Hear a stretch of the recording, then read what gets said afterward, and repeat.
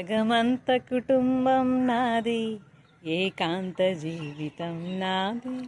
జగమంత కుటుంబం నాది, ఏకాంత జీవితం నాది. సంసార సాగరం నాదే, సన్యాసం శూన్యం నాదేలే. అదేంటి ఈ పాట పాడుకుంటున్నా అనుకుంటున్నారా? బంధాలు, బంధుత్వాలు, అలాగే అప్పుడప్పుడు ఈ బంధాల్లో వస్తున్న చిన్న చిన్న చిటపట్లు, ఇవన్నీ కూడాను ప్రతి ఒక్కరి జీవితంలో కూడా మామూలే.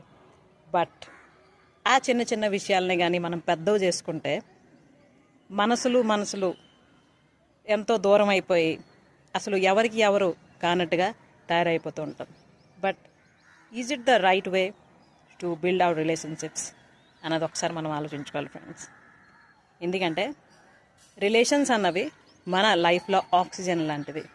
కానీ ఈ ఉరుకులు పరుగుల జీవితాల్లో ఇప్పుడు ఆ రిలేషన్స్ తాలూకా క్వాలిటీ రోజు రోజుకి తగ్గిపోతూ ప్రతి ఒక్కరు కూడా ఎవరి లైఫ్ వాళ్ళు, అలాగే పర్సనల్ ఛాలెంజెస్ వాటిని సాల్వ్ చేసుకునే దానిలో ఉండిపోతూ ఈ రిలేషన్స్ని, ఆ రిలేషన్షిప్లో ఉండే బాండింగ్ని, ఆ స్వీట్నెస్ని ఎంతో మిస్ అవుతున్నారు. మీరు కూడా ఒకసారి ఆలోచించండి. మనం చిన్నప్పుడు ఎలా ఉండేవాళ్ళం మన తాలూకా డియర్ అండ్ నియర్తో, ఇప్పుడు ఎలా ఉంటున్నాం? నిజంగా కేవలం మన జీవితం మనం జీవిస్తూ ఇలానే ఒంటరిగా ఉండడం కరెక్టా?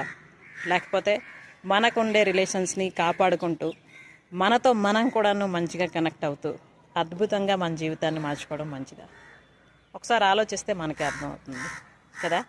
అంతేకాకుండా కేవలం నేను, నా అనే కాకుండా మనది అని ఆలోచన మనకు వచ్చినప్పుడు రిలేషన్షిప్స్లో కూడాను ఆ బాండింగ్ అన్నది ఇంకా స్ట్రాంగ్ అవుతుంది.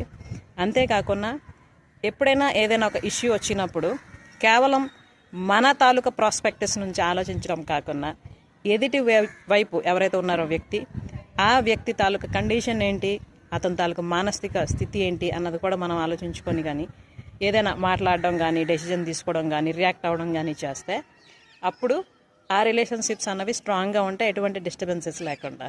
ఓకే, సో ప్రయత్నిద్దాం మనం మన బంధాలని ఎప్పుడు కూడాను ఆరోగ్యంగా, అందంగా మలుచుకోవడానికి. ఓకేనా? Thank you for watching. Bye.